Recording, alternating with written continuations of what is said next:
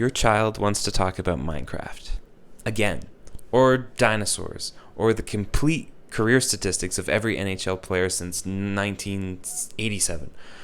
And you love them more than anything, but you're also quietly wondering if there's a real conversation buried in there somewhere. What if I told you there is? And that special interest itself is the conversation. Hi, I'm Michael Szabo, registered provisional psychologist at Eckert Center in Calgary. I work with autistic kids, teens, and their families. And one of the things I hear from parents is some version of, how do I actually connect with my child when all they want to talk about is one thing?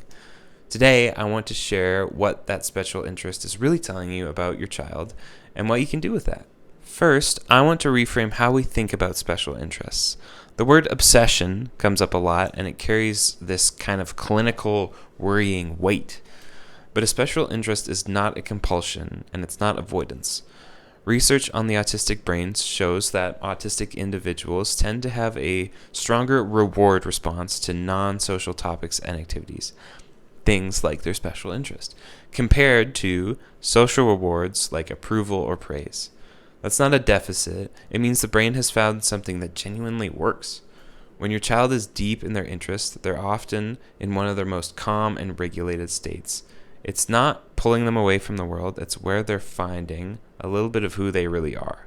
Once you start seeing a special interest as a signal rather than a barrier, 3 messages start to come through. The first is, this is where I feel safe. Pay attention to when the intensity of the interest increases. For a lot of autistic kids, it spikes during stress, transitions, or hard weeks at school. The interest is not causing them to withdraw, it's how they recover. The second is, this is who I am. Special interests are rarely random. They tend to reflect a child's values and the way they make sense of the world.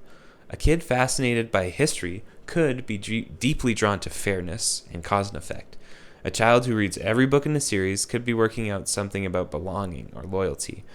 The interest is a concentrated expression of who they are. And third, and this is the one you really want to hear, is how I want to connect with you. When your child tells you about their special interests, that is a social bid. They're inviting you in. It may not look like the conversation you were hoping for, but it is the conversation they know how to offer. So, what do you do with this? I have 3 things that could help. 1, ask a genuine question for every conversation, not to redirect, but just to understand what's going on in their world.